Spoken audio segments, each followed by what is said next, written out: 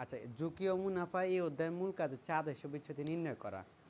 আমরা যখন ইন্টারে আদর্শ বিচ্যুতি করছিলাম, আমাদের খেয়াল আছে কিনা কে জানে, মানে দুইটা পদ্ধতিতে করতাম। একটা হচ্ছে সম্ভাবনা আলা, মানে সম্ভাবনা মান আছে, আর একটা হচ্ছে সম্ভাবনা মান নাই। যেমন একটা আমরা গড় আয়ের হার বার করতাম, ধরেন প্রথম বছর আয়ের হার 12%, এরপরে 14%, এরপর 16%।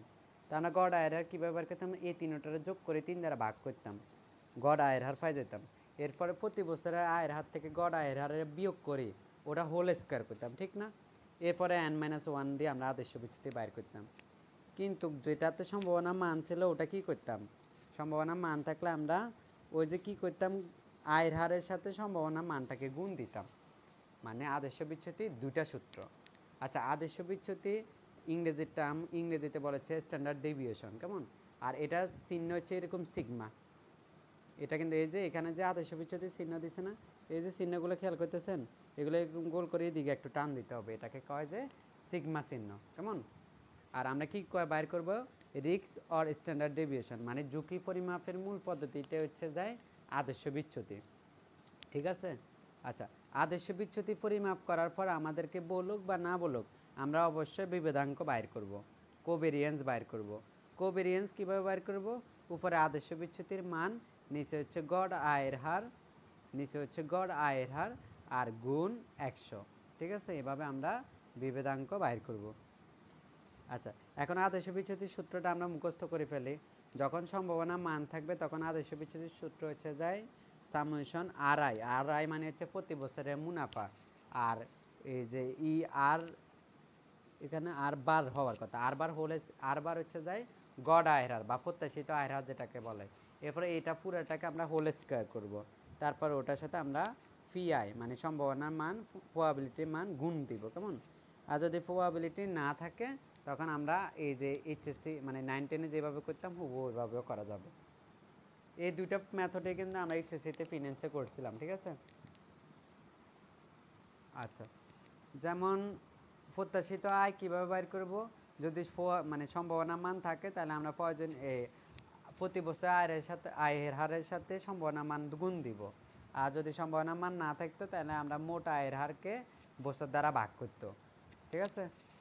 আর যদি কখনো আপনাদের মানে যদি বলি দে ঝুঁকিমুক্ত আয়ের হার এবং মার্কেট ঝুঁকি, তখন আমাদের সূত্র ব্যবহার করতে হবে এটা, হ্যাঁ, অ্যাকর্ডিং টু সিএপিএম মেথড অনুযায়ী। তখন আমাদের প্রত্যাশিত আয়ের হার কী ব্যবহার করতে হবে, আর এখানে আর এফ বলতে রিস্ক ফ্রি রিটার্ন মানে হচ্ছে ঝুঁকিমুক্ত আয়ের হার, আর আর এম বলতে হচ্ছে বাজার ঝুঁকি, আর বি হচ্ছে বিটা, কেমন? এই তিনটা সূত্রই কিন্তু আমরা এইচএসসিতে কিন্তু পড়েছি। আচ্ছা, তাহলে আমি তিনটা সূত্রের কথা বলছি। একটা হচ্ছে এটা ঝুঁকিমুক্ত আয়ের হার, আরেকটা হচ্ছে আদর্শ বিচ্যুতির সম্ভাবনা থাকলে কী হবে, আরেকটা হচ্ছে সম্ভাবনা না থাকলে কী হবে। আর এরপরে আমরা বিভেদাঙ্ক বাইর করবো কীভাবে, আদর্শ বিচ্যুতির মানকে গড় আয়ের হার বা প্রত্যাশিত আয়ের হার দ্বারা ভাগ করে 100 দ্বারা গুণ দিব। এই তিনটা পারবেন?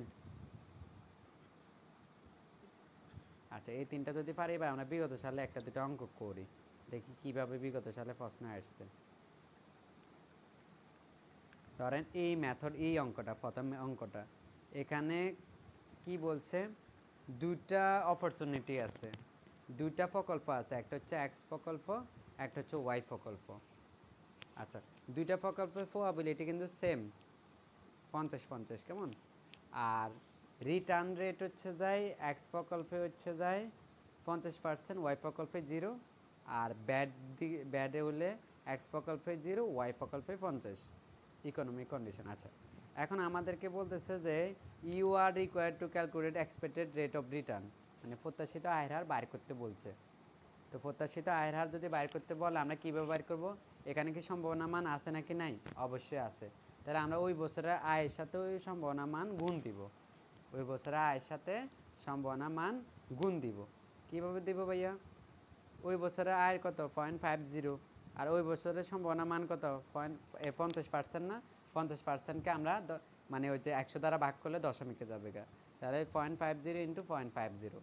তারপর দ্বিতীয় অংশে ব্যাট যেখানে আছে ওখানে সম্ভাবনা মান হচ্ছে 0.50, আর আয়ের মানে কি বলে মুনাফার হার হচ্ছে 0%, তাহলে 0কে আমরা 0.50 দ্বারা গুণ দিব। তাহলে আমাদের প্রত্যাশিত আয়ের হার কত আসবে, প্রত্যাশিত আয়ের হার হচ্ছে 0.25। এটাকে যদি আমরা পার্সেন্টেজে গুণ মানে বাইর করতে ফোকাস করি, তাহলে 100 দ্বারা ভাগ করে গুণ করলে তাহলে আসবে 25%। এতটুকু বুঝছেন?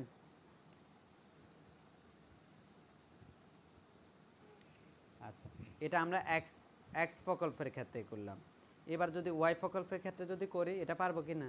সেম টু সেম হবে। আমরা প্রথমে 0.50 সাথে 0 গুণ দিব, এরপর 0.50 সাথে 50 গুণ দিব, সেম হবে। তাহলে উদাহরণ 1 পারবো কি না দেখি তো। প্রবলেম 1 পারবেন?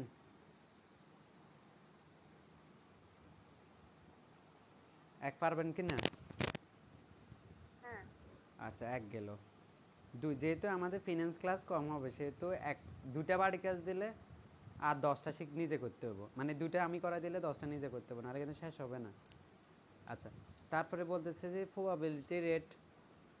আচ্ছা, এই যে প্রবাবিলিটি রেট নিচে দিচ্ছে, তারপর হচ্ছে পসিবল রিটার্নস আয়ের হারগুলো দিচ্ছে 20%, 16%, 10%, 10%, -5। এখন আমাদেরকে কি বলছে? বলছে যে ক্যালকুলেট দ্য স্ট্যান্ডার্ড ডেভিয়েশন, আদর্শ বিচ্যুতি করতে, এবং কোএফিসিয়েন্ট অফ ভেরিয়েন্স করতে। আদর্শ বিচ্যুতি করতে হলে আগে আমাদের, যেহেতু এখানে প্রবাবিলিটি আছে, আগে আমাদেরকে সব প্রত্যাশিত আয়ের হার বাইর করতে হবে। তাহলে প্রতি বছর আয়ের সাথে ওই বছরের সম্ভাবনা মান গুণ দিব। তাহলে 20%কে যদি আমরা 100 দ্বারা ভাগ করি 0.20 হবে। তাহলে 0.20 ইন্টু 0.10, এরপর হচ্ছে 0.16 ইন্টু 0.45, এরপর 0.10 ইন্টু 0.03, এরপর 0.10 ইন্টু 0.05, এরপরে হচ্ছে যে মাইনাস 0.05 ইন্টু কত 0.10, এরপরে যা হয় সবগুলা মানের আমরা একসাথে যোগ করব। যোগ করলে হবে যে উত্তর হবে যে 0.122। এটাকে আমরা 100 দ্বারা গুণ করলে হবে 12.2%। বুঝছেন? লাগা এতটুকু বুঝছেন কিনা? কিন্তু আমাদের তো জানতে চাইছে আদর্শ বিচ্যুতি, কিন্তু আমরা তো এখন আদর্শ বিচ্যুতি রেডি হয় নাই। তাহলে আমরা কি করব? প্রত্যাশিত আয়ের হার বাইর হয়েছে, এরপরে আদর্শ বিচ্যুতির সূত্র কি? সম্ভাবনা থাকলে এই যে RI minus R bar whole square into PI। এখন কথা হচ্ছে এটা কীভাবে কাজ করে দেখেন। প্রথম বছর আয়ের হার কত? 20% না? প্রথম বছর আয়ের হার কত? 20% না? এই 20%কে এই গড় আয়ের হার 20% থেকে এই যে প্রত্যাশিত আয়ের হার বা গড় আয়ের হার যেটাকে বলতেছি, এটা বাদ দিলাম। এরপর যে রেজাল্ট হবে ওটাকে হোল স্কয়ার করব। করার পর ওই বছরের সম্ভাবনা মান দ্বারা গুণ করব। প্রথমটা বুঝছেন কি না? প্রথমটা যদি বুঝেন, বাকি সাইডটা একই নিয়মে গেছে। ওই বছরে আয়ের হার থেকে গড় আয়ের হার বাদ হোল স্কয়ার সম্ভাবনা মান, ওই বছরে আয়ের হার থেকে গড় আয়ের হার বাদ হোল স্কয়ার সম্ভাবনা মান, ওই বছরে আয়ের হার থেকে গড় আয়ের হার বাদ হোল স্কয়ার সম্ভাবনা মান। সেম স্টাইলে গেছে। বলেন বুঝছেন কিনা? বুঝছেন নাকি আবার বলবো? আচ্ছা, এরপরে সবগুলারে যোগ করছে, যোগ করার পর এরপরে রুট করছে, রুট করার পর রেজাল্ট আসছে হচ্ছে 0.0662। কেমন? এটাকে 100 দ্বারা গুণ করছে, তাহলে 6.62% হবে। কিন্তু এটা তো আদর্শ বিচ্যুতি, আমাদের তো উত্তর শুধু আদর্শ বিচ্যুতি চাই নাই, কোএফিসিয়েন্ট অফ ভেরিয়েন্স চাইছে। তাহলে আমরা তো আদর্শ বিচ্যুতি উপরে কোএফিসিয়েন্ট অফ ভেরিয়েন্সের মান কি? উপরে আদর্শ বিচ্যুতি নিতে হচ্ছে প্রত্যাশিত আয়ের হার, তাহলে উপরে আদর্শ বিচ্যুতির মান দিব 6.62, আর নিচে হচ্ছে গড় আয়ের হার বা প্রত্যাশিত আয়ের হার কত? 0.122 নিচে দিলাম। এরপর আমরা 100 দ্বারা গুণ দিব। কেমন? তাহলে আমাদের এই যে কোএফিসিয়েন্ট বিভেদাঙ্ক কত হবে? বিভেদাঙ্ক হবে যে 54.26। বুঝছেন? ফিনান্সে সবচেয়ে সহজ থাকলে এই অধ্যায় আছে। এই অধ্যায় থেকে কিন্তু একটা আসলে মানে খুবই ভালো করে দেওয়া যাবে, সময় কম লাগে, উত্তরও সহজ। আচ্ছা, এবার আমরা 3 নাম্বার প্রবলেমে আসি। 3 নাম্বার প্রবলেমে কি বলছে? The following rate of the return and probability of the return of two security. দুটো সিকিউরিটি বলছে expected rate of return of each security. কেমন? Standard deviation of the return of the each security, মানে প্রত্যেকটা, এখানে কয়টা security দিছে? দুইটা, একটা হচ্ছে এক্স, একটা হচ্ছে ওয়াই। এখন প্রথমে বলছে যে প্রত্যাশিত আয়ের হার বার করতে, এরপরে বলছে যে স্ট্যান্ডার্ড ডেভিয়েশন আদর্শ বিচ্যুতি করতে। এখন দেখেন তো প্রত্যাশিত আয়ের হার কি আমাকে বুঝাইতে হবে কিনা, না একই? একই। তাহলে স্ট্যান্ডার্ড ডেভিয়েশনও তো একই। ওই বছরে আয়ের হার বিয়োগ গড় আয়ের হার হোল স্কয়ার ইন্টু সম্ভাবনার মান, যত বছর ততবার। ঠিক আছে? হুম। আচ্ছা, এটা যদি বুঝেন এরপরে আমরা পরেরটাতে। আচ্ছা, এখানে রিকোয়ারমেন্ট 3ও আছে নাকি? আছে তো। রিকোয়ারমেন্ট 3-তে বলছে coefficient of variance of each security. Coefficient of ভেরিয়েন্সের সূত্র মনে আছে? উপরে দিবে হচ্ছে স্ট্যান্ডার্ড ডেভিয়েশন সিগমা, আর নিচে হচ্ছে গড আয়রার বা প্রত্যাশিত আয়রার। কেমন? প্রত্যাশিত আয়রার, এরপর ইন্টু 100। এবার যা হয় তা, সিকিউরিটি এক্সেরও বাইর করবো, সিকিউরিটি ওয়াইয়েরও বাইর করবো। এবার আমার এতেও কমেন্ট লিখতে হবে কোনটা ভালো কোনটা খারাপ। আচ্ছা, কোনটা ভালো কোনটা খারাপ কিভাবে বুঝবো? কোনটা ভালো কোনটা খারাপ কিভাবে বুঝবো? যেটা কম ওটা ভালো। হ্যাঁ, এখানে ঝুঁকির বেলায় যেটা কম ওটা ভালো, আর মুনাফার বেলায় যেটা বেশি ওটা ভালো। তাহলে আমাদের এখানে যেহেতু ঝুঁকি পরিমাপ করতেছি, এক্স প্রকল্পের বিভেদাঙ্ক মানে ঝুঁকি হচ্ছে 55, আর ওয়াই প্রকল্প হচ্ছে 13। তাহলে আমরা ওয়াই প্রকল্প গ্রহণ করব। সেজন্য আমাদের এখানে একটা কমেন্ট লিখছে, ডিসিশন লিখছে। কি লিখছে? সিকিউরিটি ওয়াই ইজ বেটার, মানে সিকিউরিটি ওয়াই ভালো কেন? বিকজ ইটস সিবি মানে বিভেদাঙ্ক হচ্ছে যাই কম, লোয়ার দেন সিকিউরিটি এক্স মানে এক্সের তুলনায় ছোট। বুঝছেন? হুম। ঠিক আছে, এবার আমরা এই যে সাইন নং এ যাই। সাইন নং হুবহু একই করে আমরা সিবি বাইর করব একদম শেষ পর্যন্ত। সিবি বাইর করি যে সিবিটা ছোট, আমরা কমেন্টে বলবো যে ওই স্টকটা ভালো, ওই স্টকটে বিনিয়োগ করা নিরাপদ, বা ওই স্টকে বিনিয়োগ করা যৌক্তিক, এরকম বলবো। আর আপনার যেহেতু অ্যাকাউন্টিং ডিপার্টমেন্ট না, একটা ইংরেজিতে লিখতে হবে, বাংলা কিছু লিখতে পারবেন না এখানে, অ্যালাউ না। কেমন? কমেন্টটাও কিন্তু ইংরেজিতে দিতে হবে। তাহলে সিকিউরিটি এর কিন্তু আমরা স্ট্যান্ডার্ড ডেভিয়েশন বাইর করলাম সিগমা, সিকিউরিটি বিও বাইর করলাম, এরপর বিভেদাঙ্ক বাইর করবো এই প্রকল্পে, বি প্রকল্পের। এরপরে যেটা ছোট, কোনটা ছোট? বি প্রকল্প ছোট। কত পার্সেন্ট? 33%। তাহলে আমরা বলবো যে security A is more risky এবং বি ইজ লেস, মানে কম রিস্কি কার থেকে, কার তুলনায়?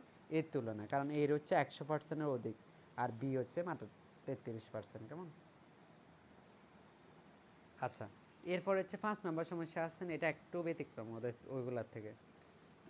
একটু ব্যতিক্রম বলতে এত সহজ প্রশ্ন কীভাবে দেয় আল্লাহ জানে। আচ্ছা, এখানে কি বলছে? আদর্শ বিচ্যুতিও দিয়ে দিছে এক্স প্রকল্প ওয়াই প্রকল্প, আর এক্সপেক্টেড রিটার্নও দিয়ে দিছে। তো সিবি বাইর করতে বলছে, এটা কোনো ব্যাপার? উপরে আদর্শ বিচ্যুতি, নিচে মানে ইফেক্ট এক্সপেক্টেড রিটার্ন মানে হচ্ছে প্রত্যাশিত আয়ের হার গুণ 100। এটা পারবেন কিনা দেখেন তো। এটা হ্যাঁ। বেশি সহজ হয়ে গেছে মানে